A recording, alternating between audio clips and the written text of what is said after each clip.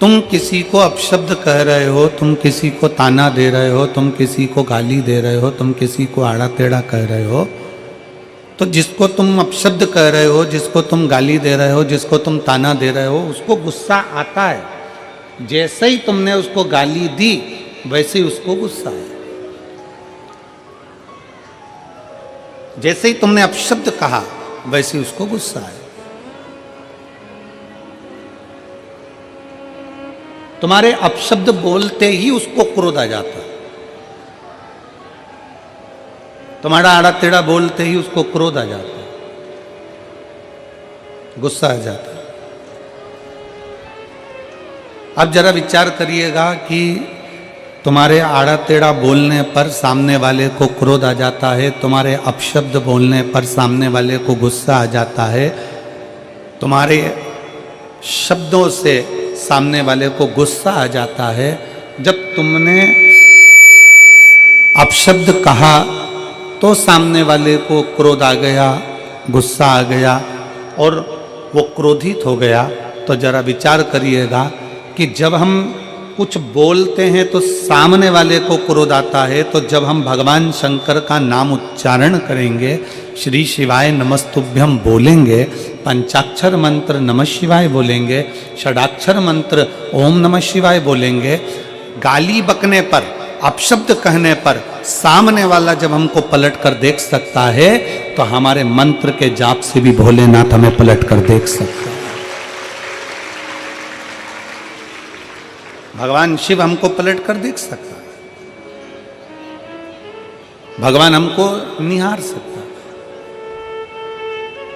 और तेरी कृपा बिना न हिले एक भी अणु, लेते श्वास तेरी कृपा से तनु तनु। बखान क्या करूं मैं रातों के ढेर का, चपटी भभूत में खजाना कुबेर का। हे गंगाधार मुक्ति द्वार ओमकार तू, भोले ओमकार तू। आयो शरण तिहारी शंभु तार तार तू। बखान क्या करूं मैं राखों के ढेर का, चपटी भभूत में है खजाना कुबेर का। हे गंगाधार मुक्ति द्वार ओमकार तू, भोले ओमकार तू। आयो शरण तिहारी शंभु तार तार तू। क्रोध क्यों ना है? आपके शब्द बोलने से सामने वाले को क्रोध आ जाता है कि तुम्हारे मुख से श्री शिवाय नमस्तुभ्यम बोलने से मेरा भोले बाबा भी आ जाता है, मेरा शिव भी आ जाता है। केवल दिखावे से नहीं, शंकर भगवान को दिल से जिसने पुकारा, मेरा शंकर उसके सामने प्रकट हुआ दिल से। और फिर निवेदन है मेरे शंकर को, तुम्हारे दिमाग लगाने की जरूरत नहीं है शिव महापुराण में। फिर निवेदन है जितने भी श्रोता भाई बहन कथा को सुनने के लिए आए हैं, वो अपना दिमाग यहाँ ना लगाएं, यहाँ दिल लगाएं। दिमाग लगाने के लिए घर है और दिल लगाने के लिए शिव महापुराण की कथा। अपने मन को लगाओ।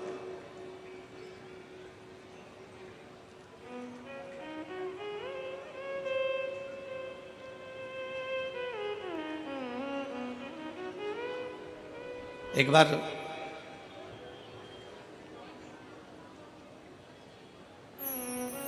भृगु ऋषि के मन में एक भाव उत्पन्न हो गया कि तीनों देवताओं की परीक्षा ली जाए। भृगु ऋषि के मन में भाव जागृत हुआ कि तीनों देवताओं की परीक्षा करेंगे। और भृगु ऋषि सबसे पहले ब्रह्मा जी के पास में पहुंचे।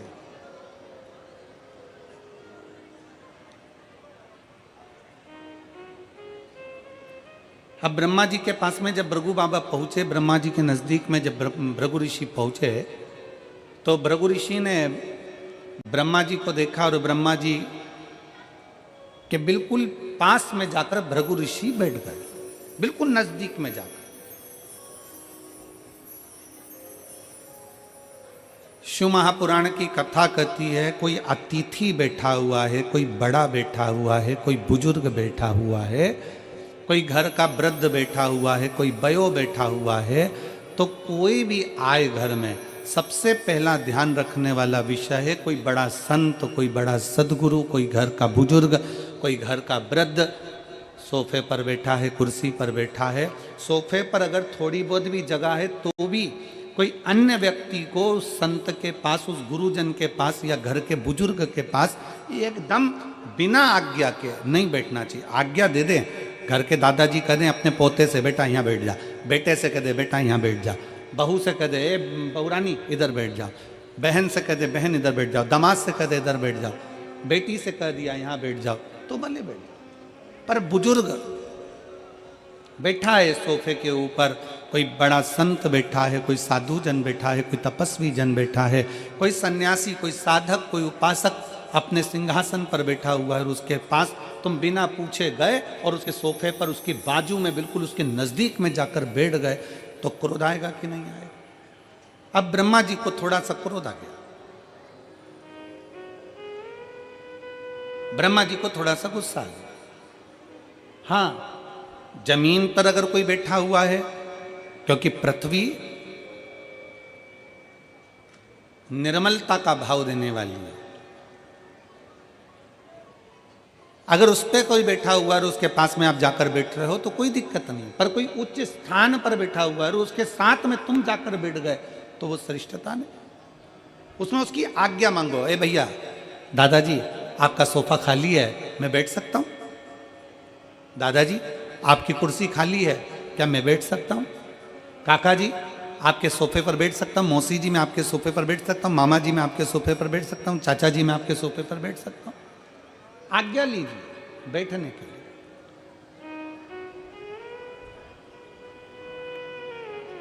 आशीष जी जब ये बहुत दूर दूर से लोग शिव महापुराण की कथा जब 7 दिन की सुनने के लिए आते हैं,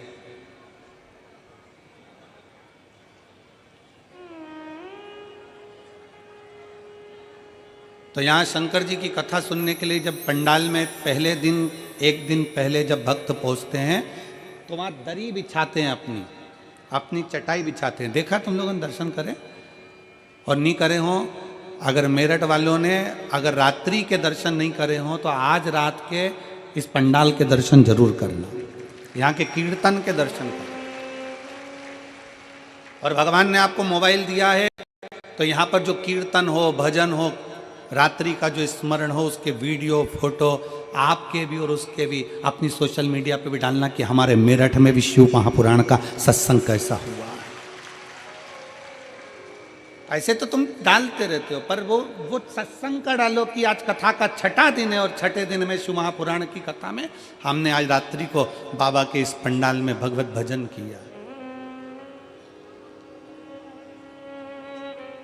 तो जो भक्त आते हैं पहले दिन वो अपनी दरी बिछाते हैं और दरी बिछाने के पहले बाबा से आज्ञा लेते हैं, बाबा आपकी कृपा हो तो हम यहाँ शिव महापुराण की कथा सुनने के लिए बैठ रहे हैं, आप दया करोगे तो हम कथा सुनेंगे, आप करुणा करोगे तो हम कथा सुनेंगे, वरना हमारे बस की बात नहीं है कथा सुन। किसकी सामर्थ्यता? जो शंकर की कथा में दिल लगा ले, शिव की कथा को सुन ले और शंकर की कथा को अपने भीतर उतार ले, सामर्थ्यता।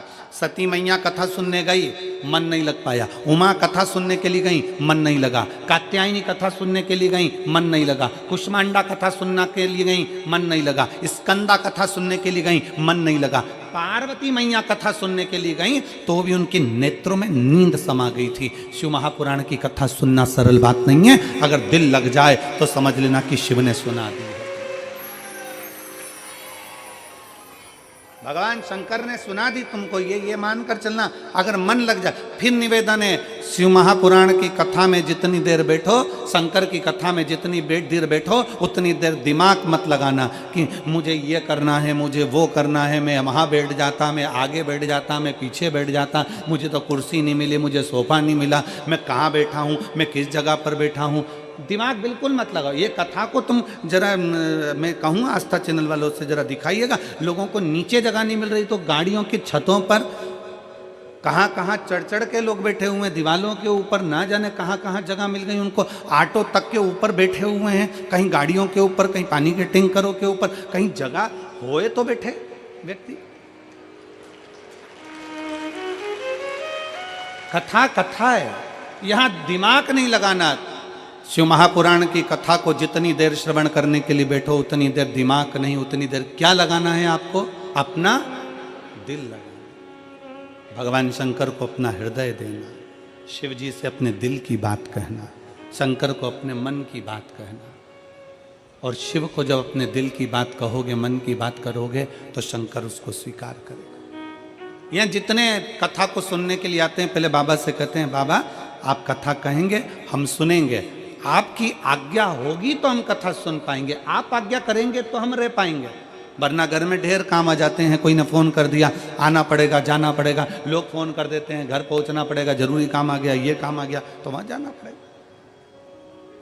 और तेरी कृपा बिना न हिले एक भी अणु, लेते हैं श्वास तेरी कृपा से तनो तनो। पार्वती जी भी मन लगाने के लिए बैठी थी कथा में, पर उनकी निंद्रा लग गई थी। सती माता मन लगाने के लिए बैठी थी कथा में, पर उनका ध्यान बढ़ गया था, भीतर अहंकार उत्पन्न हो गया।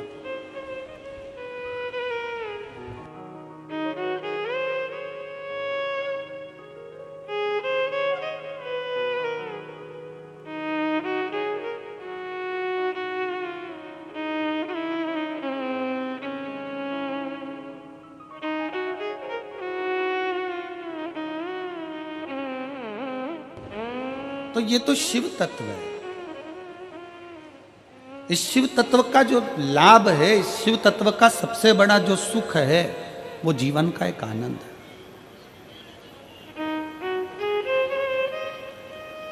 और मैंने तेरे ही भरोसे, जितने बैठे हो सब गाइए, मैंने तेरे ही भरोसे हवा बिच उड़ती जावांगी, बाबा डोर हत्तो छड़ी ना मैं कटी जावांगी, भोले मैं तेरी पतंग, शंभो मैं तेरी पतंग, हवा बिच उड़ती जावांगी, बाबा डोर हत्तो छड़ी ना मैं कटी जावांगी। आप जितने यहाँ कथा के पंडाल में जितनी देर बैठो, उतनी देर दिल लगाइए, दिल, मन लगाइए, हृदय लगाइए। आएंगे कई लोग, दिमाग लगाने वाले भी बहुत सारे आएंगे यहाँ पर। जब रुद्राक्ष उत्सव सीहोर में हुआ, तो रुद्राक्ष उत्सव में भी बहुत लोगों ने दिमाग लगाया, ऐसी न्यूज़ें फैलाई कि ये मर गए ने, वो जी गए ने, इतनी भीड़ हो गई ने, धक्का हो गई ने, मुक्की हो गई। आखिरी में जब पूरी मीडिया पहुंची, सब कुछ देखा तो एकदम नॉर्मल था। पर दिमाग लगाने वाले ऐसा नहीं है, यहाँ भी पहुँचेंगे, कई जगह का ऐसा बना के भेज देंगे कि लोगों को यहाँ तो ये हो गया, वहाँ तो वो हो गया। पर जितने बैठे हैं शिव के भक्त, एक बार जोरदार ताली बजाकर बताओ कि कथा का आनंद है कि नहीं।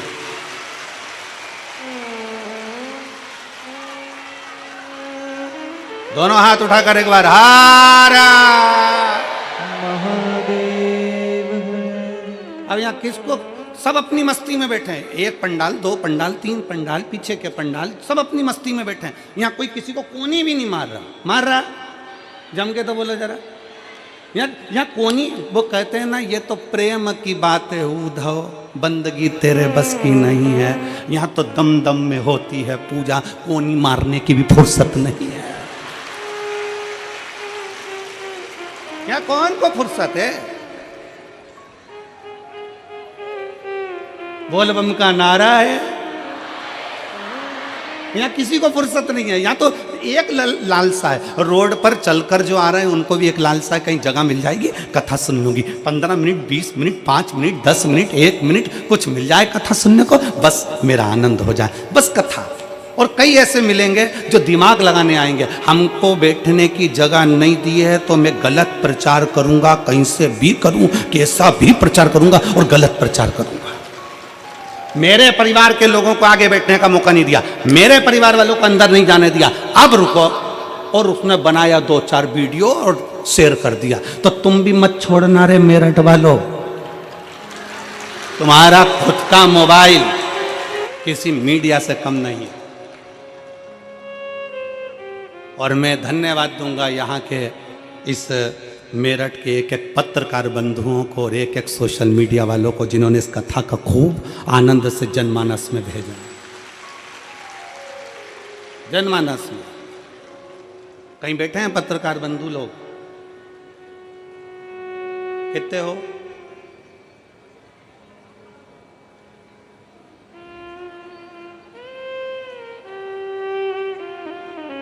हाथ उठाओ जरा, कितने हैं? आ जाओ ऊपर, आ जाओ, आ जाओ, आ जाओ।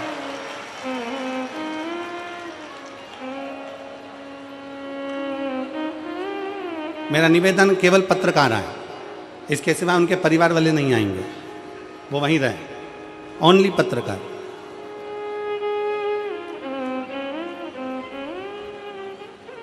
बाबा की कथा में, भगवान शंकर ओघड़दानी की कथा में दिमाग नहीं, भगवान शंकर की कथा में क्या लगाना है? दिल लगाना। और मैंने तेरे भरोसे बाबा, तेरे ही भरोसे हवा बिच उड़ती जावांगी, बाबा डोर तो छड़ी में कटी जावांगी, भोले मैं तेरी पतंग, शंभो मैं तेरी पतंग। भगवान शंकर की अविरल भक्ति सुख प्रदान करने वाली। पार्वती मैया जब भगवान शंकर के सम्मुख में बैठकर कथा का रसपान करती हैं तो पार्वती जी के नैनों में जल भर आ जाता है।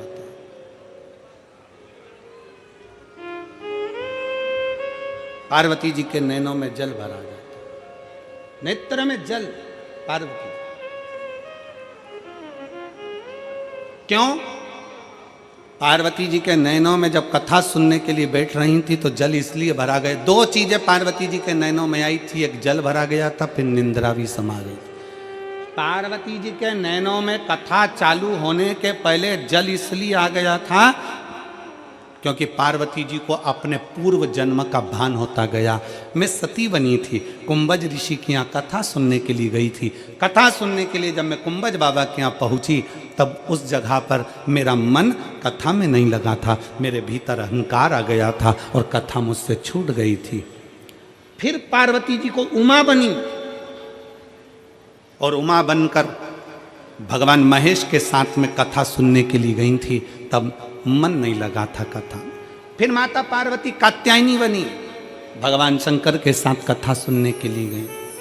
फिर माँ भगवान शंकर बगला मुख बने और पार्वती मैया बगला मुखी बनी। याद आया कि मैं कथा सुनने के लिए गई थी, नहीं सुन पाई। भगवान शंकर कमल बने और पार्वती मैया कमला बनी। पार्वती जी के स्मरण में आया मैं कमल के साथ में भगवान शंकर के साथ कथा सुनने के लिए गई थी, सुन नहीं पाई। शिवजी ध्रुमबान बने, पार्वती ध्रुमावती बनी। स्मरण में आया कि मैं कथा नहीं सुन पाई थी। जितने जितने शंकर भगवान के साथ में, शंकर भगवान महाकाल बने और पार्वती महाकाली बनी, तो पार्वती जी सोचती हैं कि मेरे उस समय पर काली बनी तो भी कथा नहीं सुन पाई, तो भी कथा नहीं श्रवण कर पाई। आज पार्वती जी की आंख में आंसू भर गया कि आज मेरे बाबा ने बड़ी कृपा करी जो मुझे कथा सुनाने के लिए इस अमरनाथ की गुफा के अंदर लाकर बिठा दिया और मुझे कथा सुना। अमरनाथ की गुफा। अरे ओ मेरठ की मेरी जीजी और मेरठ के मेरे जीजाओं, मेरी बेटियों बेटाओं, मेरी माताओं, मेरे भाई, आप सब के चरणों को नमन कर कर कहता हूं, ना जाने कौन सी किस्मत आप और हमने ली है जो इस मेरठ की भूमि पर शिव पुराण की कथा सुन रहे हैं। जिस भूमि पर बेलकेश्वर महादेव विराजमान है, जिस भूमि पर ओगणनाथ विराजमान है, जिस भूमि पर मेरठ के चारों तरफ शंकर भगवान के प्राचीन प्राचीन मंदिर विराजमान हैं, और आज भी मेरठ की पवित्र भूमि शंकर के एक एक शिवलिंग से समाहित है। ये वो मेरठ की भूमि है। ये वो मेरठ की धरा है।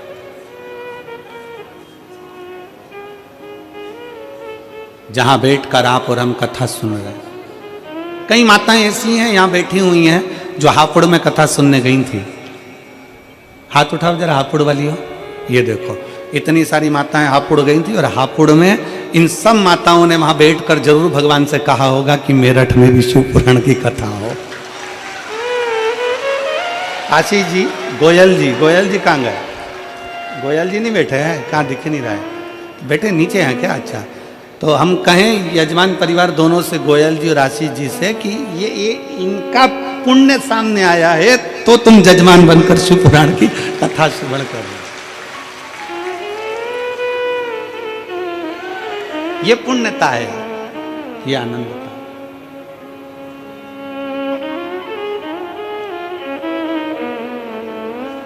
वो कहते हैं ना, कोई पिछले जन्म के अच्छे कर्म मुझे बाबा तेरा, कोई पिछले जन्म के अच्छे कर्म मुझे बाबा तेरा, जहाँ सारी दुनिया झुकती है, जहाँ सारी दुनिया झुकती है, ये आली दरबार मिला, मुझे भोले तेरा द्वार मिला। कोई पिछले जन्म के अच्छे कर्म मुझे बाबा तेरा, कोई पूर्व का लिखा होगा, कोई पूर्व का बना होगा, और पूर्व का बने बिगर मिल भी नहीं सकता।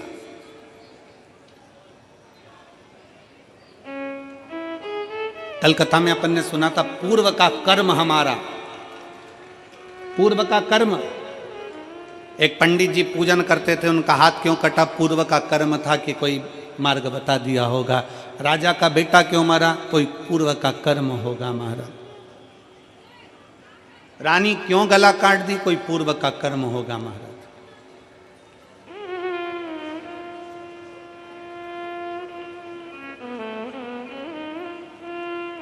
और केवल आप और हम नहीं, शिव महापुराण की कथा कहती है कि पूर्व के कर्म का भोग तो परमात्मा को भी भोगना पड़ता है, परमात्मा को भी भोगना पड़ता है। शंकर भगवान ने सूर्यदेव के पुत्र यमराज के प्राण हर लिए थे, यम के प्राण हर लिए थे।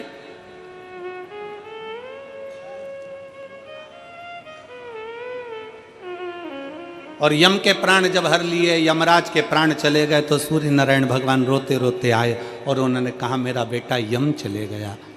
बोले बाबा, हे शंकर जी, ओ गणदानी शंभु, हे शिव, मेरा बेटा चले गया। पत्रकार आ गए, आ जाओ आ जाओ, आ जाओ।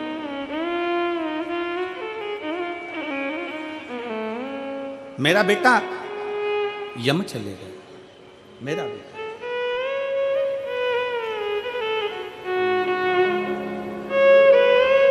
एक बार सभी पत्रकारों के लिए जोरदार ताली बजाते हैं।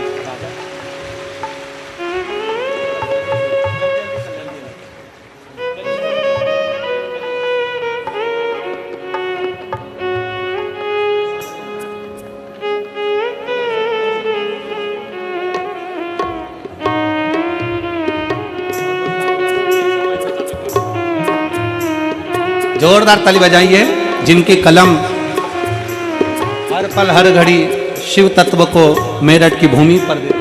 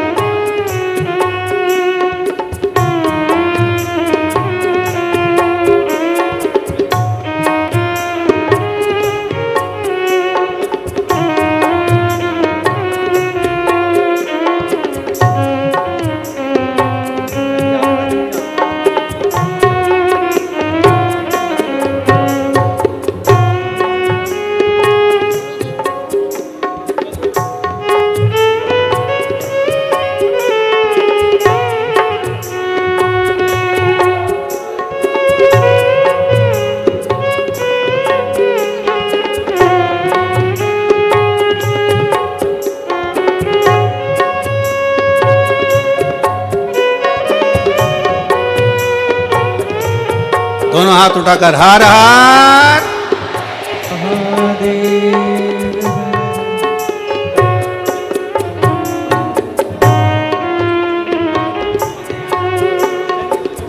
ओगड़दानी भगवान शिव, त्रिकालदर्शी कैलाशी भगवान शंकर। पार्वती मैया के मन में ये भाव इसलिए नयनों से जल बह रहा है माता पार्वती के नयन से कि मैंने इतने जन्म गंवा दिए और हर जन्म में मुझे कथा सुनने को मिली, पर मैं कथा सुनने जा नहीं पाई, मेरा दिल नहीं लगा पाया। कितने जन्म मैंने निकाल दिए और हर जन्म में मैंने कथा सुनने का प्रयास किया, पर कथा श्रवण नहीं कर पाई। कितने जन्म, एक जन्म की तो बात ही नहीं। कितने कितने जन्म निकाल दिए माँ ने, कितने जन्म।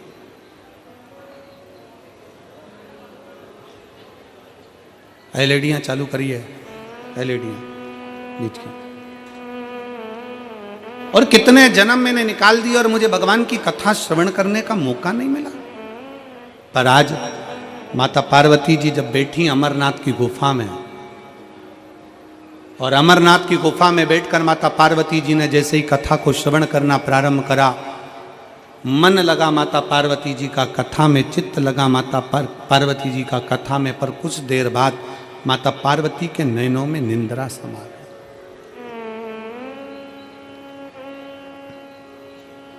पार्वती जी के नयनों में निंद्रा समा गई। और पार्वती जी के नयनों में जैसी निंद्रा समाई तो भगवान शंकर ने, आखिरी में भगवान शंकर ने दोनों हाथ उठाकर जैसे ही जय घोष करा, बोल शिव महापुराण की। जैसे ही जय घोष करा, जय घोष करते से ही पार्वती जी के नेत्र की निंद्रा खुल गई। फिर पार्वती जी को दुख हो गया। माता पार्वती जी की चित्तवृत्ति में फिर दुख हो गया कि मैं कथा के चलते चलते अपने नैनों को बंद कर कर मैंने विश्राम कर लिया, सो लिया। पर कौन समझाए, कौन समझाए कि मिलता है सच्चा सुख केवल भगवान तुम्हारे चरणों में। कौन समझाए कि दुनिया का सबसे बड़ा सुख, दुनिया का सबसे बड़ा आनंद, दुनिया का सबसे बड़ा रस तत्व भगवान भोलेनाथ जी के चरणारविंद में जिस दिन बैठते हैं उस दिन सुख का अनुभव होता है। उस दिन सुख का अनुभव कौन समझा? क्योंकि वो क्षमा करने वाला है, वो माफ करने वाला है, वो दुनिया पर कृपा करने वाला है। उसके आश्रित हो जाओ, उसके आश्रित। एक पत्र है,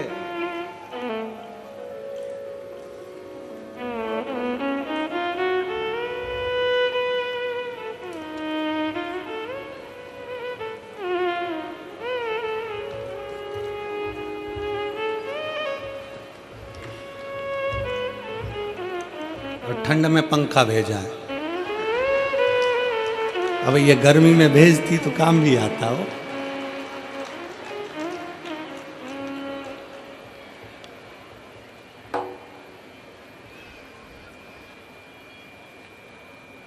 अब पहले पत्र के ऊपर की लाइन पढ़ो, फिर मेरे को पढ़ के सुनाओ, फिर मैं तुमको पत्र पढ़ के सुनाऊंगा।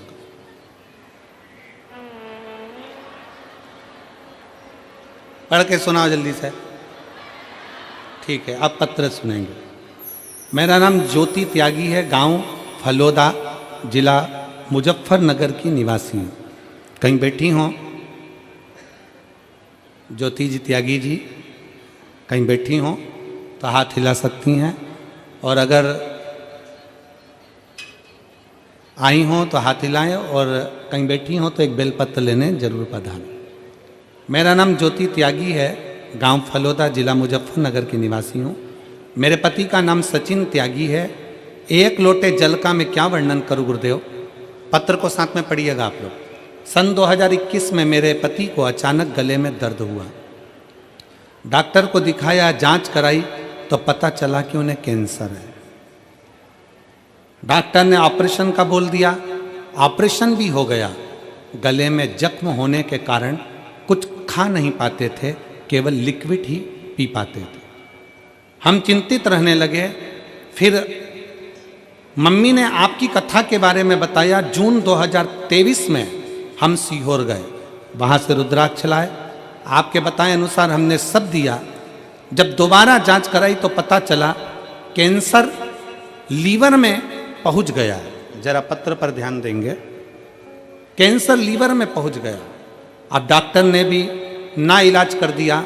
फिर दूसरे डॉक्टर से सलाह ली, उन्होंने कहा 3 इंजेक्शन का बोल दिया, और अस्पताल ले गए। डॉक्टर ने उनको वेंटिलेटर पर रख दिया। मैंने तभी रुद्राक्ष हाथ में उठाकर विनती की, बाबा तेरे ही भरोसे हम, वो एक लाइन इन्होंने लिखी है, तेरे ही भरोसे हम बीच उड़ती जावेंगे बाबा, डोर हथ तो छड्डी ना। बाबा की ऐसी कृपा हुई। हमको मन में दुख हुआ कि रुद्राक्ष का दल देने पर भी ऐसा क्यों हुआ। फिर हम बाबा को हाथ में रुद्राक्ष लेकर बाबा को कहने लगे, और बाबा से विनती करी, बाबा कुछ भी करो ठीक करिएगा। पंडाल में हापुड़ की कथा में पहुंच गए, और हापुड़ की कथा के पंडाल में बैठकर कथा सुनी। और आज मैं छाती ठोक कर कहती हूँ, पंडाल में बैठकर जो मांगा जाता है बाबा सुनता है। आज मेरा पति का कैंसर मुक्त हुआ है। आज मेरे पति का कैंसर मुक्त हो गया। मैं यहाँ बाबा को दिल से धन्यवाद देने के लिए इस कथा के पंडाल में पहुँची हूँ। नाम है ज्योति त्यागी, गांव फलोदा, जिला मुजफ्फरनगर की निवासी हूँ। पंखा भी है। एक शिव पर करा गया भरोसा, एक शंकर पर करा गया विश्वास। एक शिव पर करी गई दृढ़ता। क्या देगा, कैसे देगा, कब देगा पता नहीं, पर इतना विश्वास तो है, इतना भरोसे से कर सकते हैं कि खाली ना जाता कोई दर से तुम्हारे, खाली न जाता कोई दर से तुम्हारे, मैं भी खड़ी हूँ नंदी बाहें पसारे, अपने हृदय से लगा लो, लगा लो, गिरा जा रहा हूँ, उठा लो, उठा लो, भोले अपने दर से अब तो ना टालो, गिरी जा रही हो, उठा लो, उठा लो। आप बाबा से अपने मन की बात कहने के लिए आए हो। इस कथा के पंडाल में लाखों की संख्या में पहुंचे हो, और विश्वास से कहते हैं कि बाबा 3 महीने के अंदर जो मांग कर जा रहे हो वो देगा जरूर। हम जानते हैं जगह नहीं है पंडाल में, ग्राउंड में, कहीं जगह नहीं है, सब भरा पड़ा है, जगह नहीं है, पर विश्वास, भरोसा, दृढ़ता, आपका भरोसा।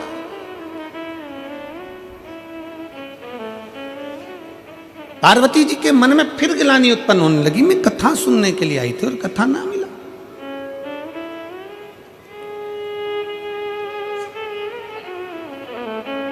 मैं सो गई, निंद्रा लग गई, मेरी चित्तवृत्ति फिर रह गई। जिस दिन 7 दिन में से अगर 1 दिन की भी शिव महापुराण की कथा पंडाल में अगर आपको सुनने को मिल जाए, समझ लेना कि कहीं शंकर जी ने तुम्हारा हाथ पकड़कर तुम्हें खींचने की तैयारी कर ली। कहीं मिल जाए। एक पत्र है, एक तो निवेदन है, ऐसा डिजाइन में पत्र मत बनाया करो। अब क्या क्या पढ़ूं और कहां से शुरू करूं, ये तो उसी में का हाल है। एक व्यक्ति नाई की दुकान पर गया और नाई की दुकान पर जाकर बैठ गया, और जैसे ही नाई की दुकान पर बैठा तो नाई को गुस्सा आ गया, क्योंकि नाई ने देखा कि उसकी खोपड़िया पे केवल 8 बाल थे। इतना गुस्सा आया नाई को, तो नाई गुस्से में पूछा,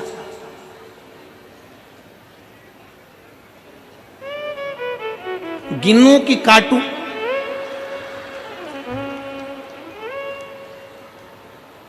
वो व्यक्ति बोला, कलर कर दे। अब तू बोल रहा है गिनूं कि काटूं, तो तू कलर ही कर दे, इससे बड़ा करो क्या? अब ये इतना बड़ा पत्र, अभी कहां से शुरू करूं, तुम बताओ। अच्छा, ईमानदारी की बात है, चलो फिर भी पढ़ेंगे, ठीक है। मैं कविता महेश्वरी, मेरठ गौरीपुरा से हूं। कहीं बैठी हो कविता महेश्वरी, मेरठ गौरीपुरा से कहीं बैठी हो तो हाथ हिला सकती हैं। कहीं बैठी हो तो हाथ हिलाइएगा, आप ही हैं। आ जाओ, एक बेलपत्र ले जाना, आ जाइए। मैं कविता महेश्वरी, मेरठ गौरीपुरा से हूँ। मेरे पति का नाम मुकेश महेश्वरी है। मेरे पति मुकेश महेश्वरी पिछले 4-5 वर्ष से स्वास्थ्य संबंधी समस्या से परेशान थे। अक्सर उनकी तबीयत सही नहीं रहती थी, और डॉक्टरों को, वो हमको भी समझ में नहीं आ रहा था कि हो क्या रहा है।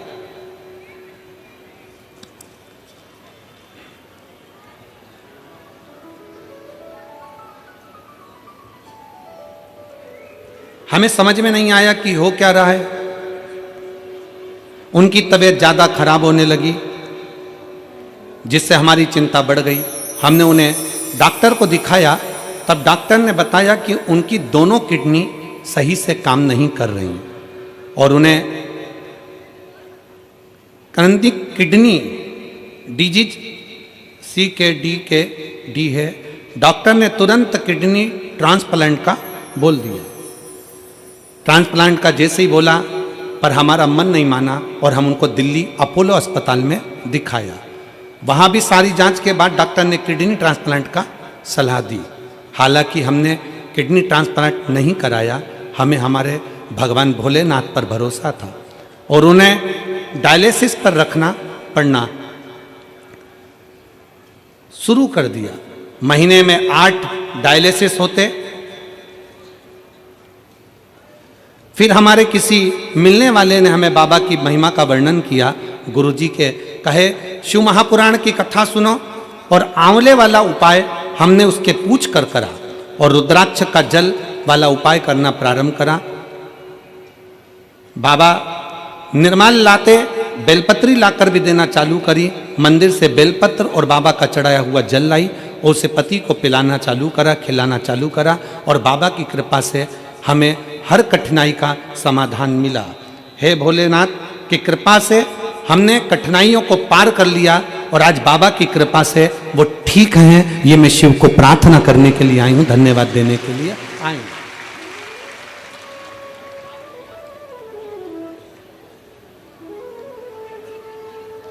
जो डायलिसिस हफ्ते में एक बार होता था, बाबा का रुद्राक्ष का जल पीने से वो डायलिसिस अब महीने में एक हो गया।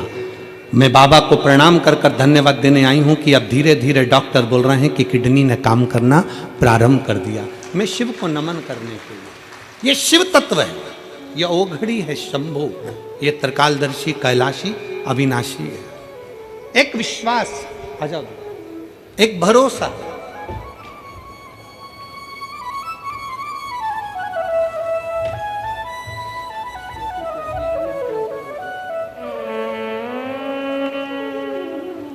ज्योति त्यागी, अब ठीक है बेटा?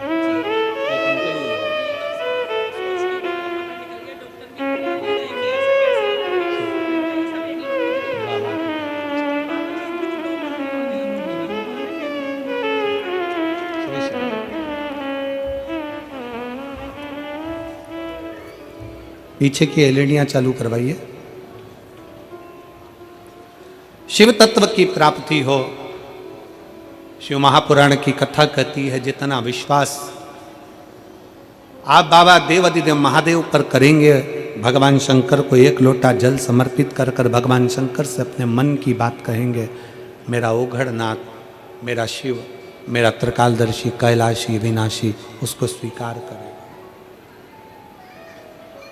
मिल जाए कथा श्रवण करने को तो साधुता दीजिए। आदर करना ना भूलें। भृगु बाबा ब्रह्मा जी के पास में जाकर बैठ गए, एकदम नजदीक में जाकर भृगु ऋषि के बिल्कुल, भृगु ऋषि ब्रह्मा जी के बिल्कुल करीब में जाकर बैठे। और जब ब्रह्मा जी ने देखा तो ब्रह्मा जी को थोड़ा सा क्रोध आया कि मुझसे बिना पूछे, बिना आज्ञा के, बिना बोले आकर बैठ गए। कम से कम मुझे बोलना तो था, मुझसे पूछना तो था।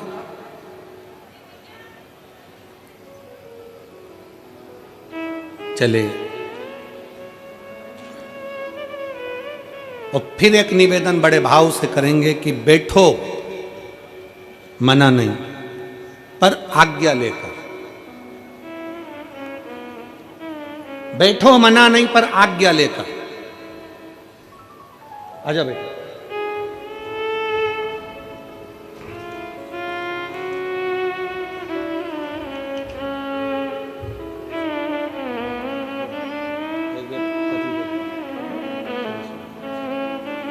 कविता जी महेश्वरी,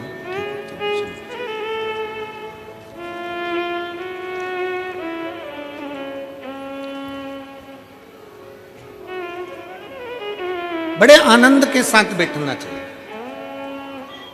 पर कोई आदरणीय बैठा है, कोई बड़ा बैठा है, कोई सत्कार करने वाला बैठा है, कोई साधु जन है, कोई सन्यासी जन है, कोई तपस्वी जन है, कोई साधक है, कोई उपासक है, उसको भी सम्मान देना चाहिए। भृगु ऋषि वहां से चल दिए। अब सीधे भृगु बाबा पहुंच गए तीनों देवताओं के पास, जाते जाते भगवान शंकर के पास, ओगड़दानी के पास। और शिव शिव है, बैठे थे। 33 कोटि देवताओं में सबसे ज्यादा अगर सम्मान करने वाले कोई देव हैं तो वो देव अधिदेव महादेव हैं। अगर एक भूत भी आता है तो मेरे शंकर भगवान उसको भी नमन कर कर उसका आदर करते हैं। एक कोई पिशाच भी आता है, कोई असुर भी आता है, कोई गंधर्व भी आता है, कोई देवता भी आते हैं, और कोई भगवान शंकर के दरवाजे पर अगर भूत प्रेत गंधर्व अप्सरा असुर किन्नर यहां तक कोई भी आ जाए, भगवान शंकर उसका आदर करते, उसका सम्मान करते।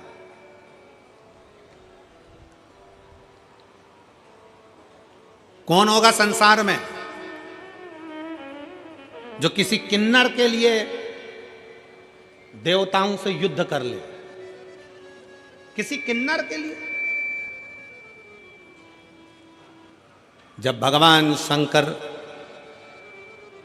अपना अर्धनारीश्वर स्वरूप का दर्शन दिए, ब्रह्मा जी से कहा गया कि तुम सृष्टि को आगे बढ़ाओ, तो तो ब्रह्मा जी भगवान शंकर के अर्धनारीश्वर स्वरूप को जान नहीं पाए थे। शंकर भगवान ने कहा था कि आधे पुरुष आधे स्त्री बनाना, 4 पुरुष बनाओ तो 4 स्त्री बनाओ, 5 पुरुष बनाओ तो 5 स्त्री बनाओ, 10 पुरुष बनाओ तो 10 स्त्री बनाओ।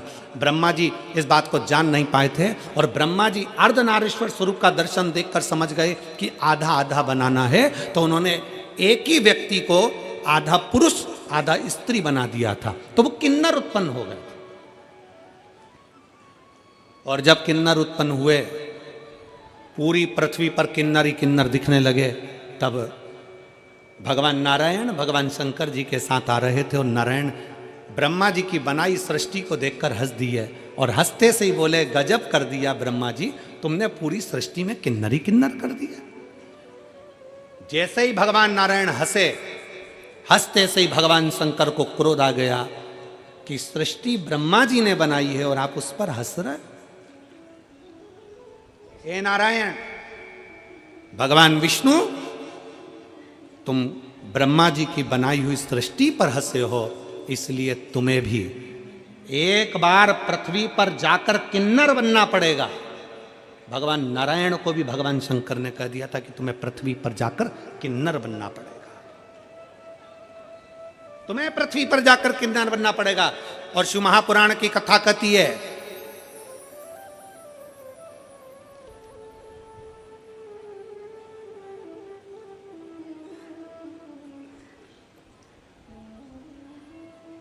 शिव महापुराण का चरित्र कहता है, जिस समय पर पांडव और कौरवों का युद्ध हो रहा था, कौरव और पांडवों के युद्ध में ध्यान में आया, भगवान कृष्ण ने कहा कि अर्जुन, तुम्हारा एक पुत्र उलूपी का पुत्र आरावन वन में रहता है, उसको भी युद्ध के लिए लेकर आओ। अर्जुन उसको युद्ध के लिए लेकर आ गए, अर्जुन उसको युद्ध के लिए लाए। पर अर्जुन युद्ध के लिए लेकर आए और युद्ध के लेकर आने के लिए क्यों? क्योंकि कुरुक्षेत्र की भूमि चंडी की भूमि थी। इस कुरुक्षेत्र की भूमि पर सबसे पहले बलि चढ़ाना थी। और बलि किसकी चढ़ाना है? क्योंकि कुरुक्षेत्र की भूमि ने कह दिया था, चंडी ने कह दिया था, एक बलि कौरव की लूंगी, एक बलि पांडव की लूंगी। कौरवों में से तो 100 थे, उन्होंने कहा एक को देवी देंगे तो 99 बचेंगे, पर पांडव में तो 5 थे, अगर एक भी चले गया तो फिर 4 ही बचेंगे। भगवान कृष्ण ने कहा, अर्जुन तू तेरे बेटे को लेकर आ, रावण को लेकर आए, उलूपी के पुत्र को लेकर आए। रावण को लाकर खड़ा कर दिया। रावण को मालूम पड़ा कि मेरी बलि चढ़ना है। भगवान कृष्ण के पास रावण ने खबर कर दी कि द्वारकाधीश से कहना, द्वारकानाथ मैं अपनी बलि चढ़ाने को तैयार हूं, पर मैंने सुना है अगर कोई कुंवारी अवस्था में मर जाता है तो ना उसे नरक मिलता है ना उसको स्वर्ग मिलता है। अगर कोई कुंवारी अवस्था में मर गया, कोई कुंवारा मर गया, तो वो ना तो नरक जाता है ना स्वर्ग जाता है, वो आहूत माना जाता है। हमारे मारवाड़ियों में एक नाम चलता आहूत। आहूत मतलब वो कुंवारा चले गया, कुंवारी अवस्था में चले, उसकी गति नहीं है, ना उसको पिंड मिल रहा है, ना उसको तर्पण मिल रहा है, ना उसको जल मिल रहा है, ना भोज मिल रहा है, वो तड़पता रहता है।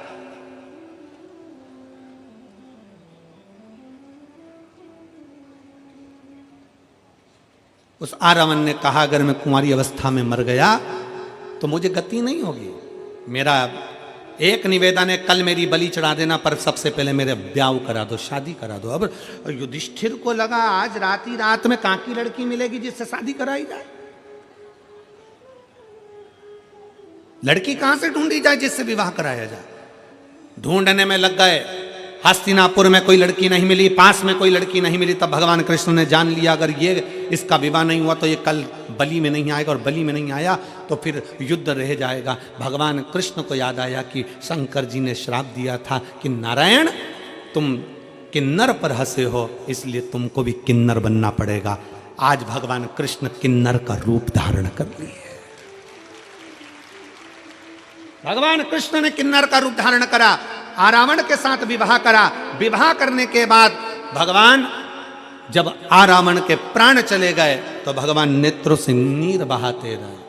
आज भी किन्नर गले में मंगल सूत्र पहनते हैं, आज भी किन्नर पाँव में बिछुड़ी पहनते हैं, आज भी किन्नर हाथ में चूड़ा पहनते हैं, मांग में सिंदूर भरते हैं। कौन है उनका पति? शिव महापुराण की कथा कहती है, रावण के साथ प्रत्येक किन्नर का विवाह होता है। एक रात्रि का विवाह एक घड़े के साथ, आरावन के साथ किया जाता है, फिर उस घड़े को तोड़ दिया जाता है। किन्नर का सुहाग अखंड माना जाता है, किन्नर का सौभाग्य। इसलिए हमारे यहाँ मंगल शकुन में, शादी ब्याहों में, बच्चों के जन्मदिन पर किन्नर आते हैं, क्योंकि सृष्टि पूर्ण पहले किन्नर की थी, पूर्ण सृष्टि। कौन देव होगा? देवताओं में 33 कोटि देवी देवताओं में केवल एक देव है, देवाधिदेव महादेव, जो सबका सम्मान करना चाहते हैं। भूत भी आया तो उसका भी सम्मान है, प्रेत भी आया तो उसका सम्मान है, डाकनी, पिशाचनी, चुड़ैल, भयंकर आए तो भी सम्मान है, गंधर्व आए तो सम्मान है, अप्सर आए तो सम्मान है, किन्नर आए तो सम्मान है, सुर आए तो सम्मान है, असुर आए तो सम्मान है। सबका सम्मान किया मेरे शिव जी ने, सबका आदर करा मेरे शंकर, और समदृष्टि का भाव रखा। समदृष्टि, समदृष्टि। आज हम आ रहे थे तो हमने देखा कि रास्ते में बहुत भीड़ थी, तो जो लोग ट्रैक्टर ट्राली से आ रहे थे या जो लोग लोडिंग गाड़ियों से आ रहे थे वो भी वहीं उतर रहे थे, और जो वीआईपी गाड़ी से आ रहे थे वो भी वहीं उतर रहे थे। मैं मेरठ के कलेक्टर महोदय को, SP, SSP, IG, commissioner, TI, SDM, DM, यहाँ के सारे पदाधिकारियों को, एक एक पुलिस कर्मचारियों को और यहाँ के मीडिया को सबको साधुवाद देता हूँ कि एक एक पुलिस वाले ने बिल्कुल समदृष्टि से यहाँ कार्य किया। उसके लिए साधुता, उसके लिए साधुता। गरीब भी आ रहा था तो भी उन्होंने गाड़ी वहां खड़ी करवाई, और अमीर भी। हमने इस बात के लिए वो शिवम बेटे को, जो शिवम गाड़ी लेकर आ रहे थे, गोयल, हमने उसको कहा बेटा शिवम से, वो पीछे करण बेटा था, हमने उनको भी कहा यहाँ समता का भाव ये देखने को मिला। इसलिए यहाँ की प्रशासन को, मैं मेरठ प्रशासन को बहुत बहुत साधुवाद देता हूँ। एक बार जोरदार ताली बजाकर उनको साधुवाद दीजिए इसके लिए, बहुत साधुवाद। सब में समता का भाव। उन्होंने अगर ट्राली रोकी, ट्रैक्टर रोका, तो उन्होंने गाड़ी, 4 व्हीलर वीआईपी गाड़ी भी रोकी। उन्होंने कहा नहीं साहब, अंदर नहीं जा सकती, भीड़ है, पब्लिक पैदल जा रही है, आप पैदल जाइए। लोग वहां से पैदल चलकर आए, पैदल चलकर, और खुशी हुई इस चीज के लिए कि आपने ये नहीं कि कोई धनपति है या करोड़पति है या वैभवपति है या सत्तापति है, और होना चाहिए। आप वैभवपति, सत्तापति देखोगे वो भी तो किसी का पति है। तो उन्होंने समता का भाव रखा, इसके लिए मेरा साधुवाद है। सबसे बहुत बहुत साधुवाद है यहाँ के प्रशासन को, बहुत सारा,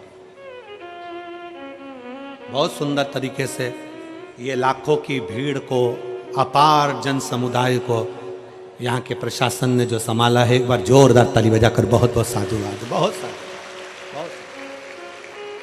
एक शिव तत्व की लहर का, भगवान शंकर की अविरल भक्ति में समता का भाव होना चाहिए, क्योंकि मेरे शंकर शमशान में निवास करते हैं। मेरे शिव के पास में भेद नहीं है। अमीर भी जाएगा तो बांस पर, गरीब भी जाएगा तो बांस पर, अमीर भी जाएगा तो सफेद कपड़े में, गरीब भी जाएगा तो सफेद कपड़े में। जहां सबकी शान सम है उसी का नाम सम शान है।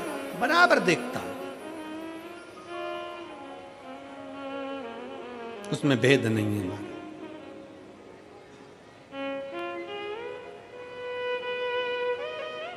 भृगु बाबा आए, शंकर भगवान के सामने भृगु ऋषि आ गए, और जैसे ही आए भगवान शंकर अपने सिंहासन छोड़ दिए। भगवान शंकर अपने स्थान से उठकर खड़े हो गए, और भगवान शंकर स्थान से खड़े होकर भृगु ऋषि के हाथ जोड़कर कहते, आओ भृगु बाबा, आइए, आपका स्वागत है। और जैसे ही भृगु ऋषि पास में आने लगे, शंकर भगवान दोनों हाथ फैलाकर भृगु ऋषि को गले लगाने लगे। भृगु ऋषि को गले।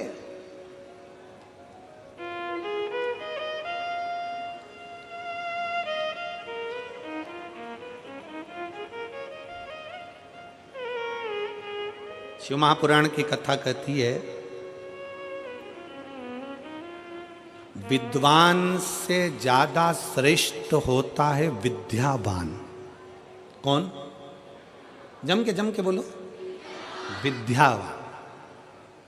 तुमने डिग्रियां ले ली, कुर्सी ले ली, पद ले लिया, खूब बड़े विद्वान बन गए, और तुम्हारे अंदर अगर नम्रता नहीं है तो तुम्हारी डिग्रियां वो शून्य के बराबर है।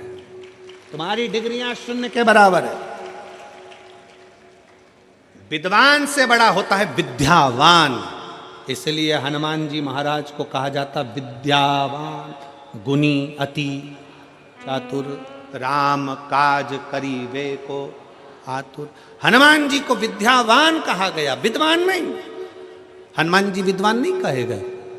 और जिसमें कितने बड़े विद्वान थे, अष्ट सिद्धि नव निधि के दाता, असबर दीन राम रसायन तुमरे पास, सदा रहो रघुपति के। कितना विद्वत्ता, अष्ट सिद्धियां उनकी, नव निधियां उनकी, सारा वैभव, सारा धन, सारा ज्ञान, सब कुछ हनुमान जी में था। सब कुछ था हनुमान जी में।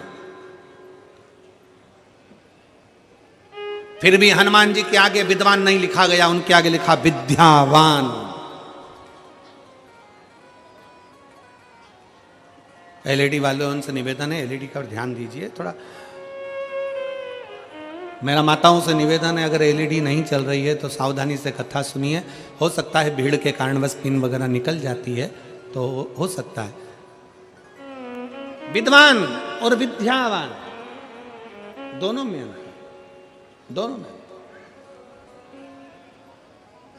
शिव पुराण कर रही है, भगवान शंकर की कथा कर रही है, शंकर जी का पावन चरित्र कर रहा है, भगवान शिव का पवित्र चरित्र कर रहा है, शिव महापुराण की कथा कर रहे। अगर भगवान ने आपको अच्छा पद दिया है, आपको अच्छी कुर्सी दी है, आपको अच्छी प्रतिष्ठा दी है, आपको अच्छी सत्ता दी है, आप बहुत पढ़े लिखे हो, बहुत विद्वान हो, तो निवेदन है उस विद्वान के साथ में तुम विद्यावान भी बनो।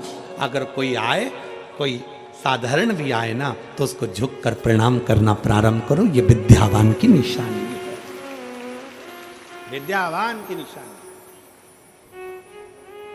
क्यों कहा हनुमान जी को विद्यावान, क्यों कहा? केवल एक कारण से कहा था। जब हनुमान जी पहली बार ब्राह्मण का रूप रखकर राम जी जब वन में आए थे, सीता जी को खोजते खोजते किष्किंधा के पास पहुंचे थे, तब हनुमान जी महाराज ब्राह्मण का, संत का रूप रखकर राम जी के सामने हाथ जोड़कर प्रणाम कर रहे थे। दुनिया के लोगों ने कहा कि ब्राह्मण होकर क्षत्रिय के हाथ जोड़ता है। अरे समझने वाला विषय है। हनुमान जी सामने क्षत्रिय के हाथ नहीं, हनुमान जी अंदर बैठे राम जी के हाथ जोड़ रहे थे। सामने खड़े हुए राम को भीतर के राम से मिला रहे थे। ये वही राम है जो मेरे दिल में बसता है। लोगों को लगा प्रणाम कर रहा है, पर वो यहाँ के राम को वहां के राम से मिलाने का प्रयास कर रहे थे। इसी को कहते विद्यावान गुणी अति चातुर, इसी को कहते विद्यावान गुणी। इसको विद्वत्ता कहते, इसको श्रेष्ठता कहते। और फिर निवेदन है, शिव महापुराण की कथा कहती है, भगवान शंकर का चरित्र कहता है, शिव तत्व कहता है कि विद्वान और विद्यावान दोनों में बहुत अंतर है। निवेदन है फिर कि हमें विद्वान नहीं, हमें विद्यावान बनना है। और विद्यावान का सबसे बड़ा लक्षण होता है कि उसके भीतर की नम्रता, विद्यावान का सबसे बड़ा लक्षण होता है उसके भीतर की कोमलता, विद्यावान का सबसे बड़ा लक्षण होता है उसके भीतर की श्रेष्ठता, विद्यावान का सबसे बड़ा लक्षण होता है कि वो सम्मुख में जो आया हुआ है उसको प्रणाम करना, उसको नमन करना, उसको गले से लगाना, उसको हृदय से लगाना, उसको श्रेष्ठता से लगाना। हर हर बाबा देवादिदेव महादेव भगवान शिव की कथा कर रहे।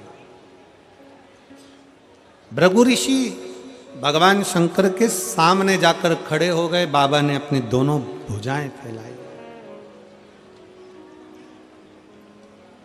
बाबा अपनी दोनों बाहें फैलाते। ब्रह्मा जी ने बाहें नहीं फैलाई। और अभी आप आगे कथा सुनेंगे, भगवान विष्णु ने भी बाहें नहीं फैलाई। बाहें किसने फैलाई? जम के बोलो जरा, देव अधिदेव बाप है।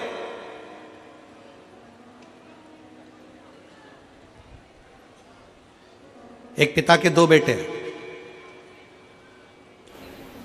एक बेटा कहता पापा मुझे मेरी जायदाद का हिस्सा दो, मुझे तुम्हारे साथ नहीं रहना। तुम आज की सोच के हो, मैं तुम पुरानी सोच के हो, मैं आज का सोच का हूं, मैं आज के विचार का व्यक्ति हूं, मुझे तुम्हारे साथ नहीं रहना, मेरी जायदाद का हिस्सा दो। अब भी कि अभी मुझे मेरी प्रॉपर्टी चाहिए। पिताजी ने वकील बुलवाया, वकील साहब से कहा, सर मेरा बेटा जायदाद का हिस्सा मांग रहा है। वकील साहब ने कहा, आपके कितने बेटे हैं? कहा 2। मेरा ये बेटा जायदाद का हिस्सा मांग रहा है। तुम्हारा बड़ा बेटा भी जायदाद मांग रहा है क्या? नहीं, वो मना कर रहा है, मेरे को नहीं चाहिए। एक काम करो, वकील साहब बोले 3 हिस्से प्रॉपर्टी के करो, एक तुम्हारा, बड़े बेटे का, छोटे बेटे का। ठीक है। छोटे बेटे को जायदाद का हिस्सा दिया, वो शहर चले गया। छोटे से गांव से निकलकर बड़े शहर में गया, तो शहर में जाते से ही उसके 3 मित्र बन गए। पहला ताली, दूसरा थाली, तीसरा प्याली। कौन कौन से बने? जम के बोलो जरा। ताली, ताली मतलब प्रशंसा करने वाले, वाह वाह वाह, जोरदार, बहुत बढ़िया, और कर, मतलब गलत काम में डुबाना। दूसरे नंबर पर है थाली मित्र, होटल में ले जाकर खिलाने वाले। इसलिए खिलाते हैं कि आज हमारे पैसे से खिलाएंगे, कल इसका पूरा धन हम ही जीम जाएंगे। थाली मित्र। और तीसरे नंबर पर जम के बोलो जरा, प्याली मित्र। अपने पैसे से पीना सिखाते हैं। जब आदत हो जाती है, लत लग जाती है, तब उसके पैसे से खुद पीते हैं और उसको बर्बाद कर देते हैं। ये 3 मित्र हैं, 3 मित्र। नशे से मुक्त हो,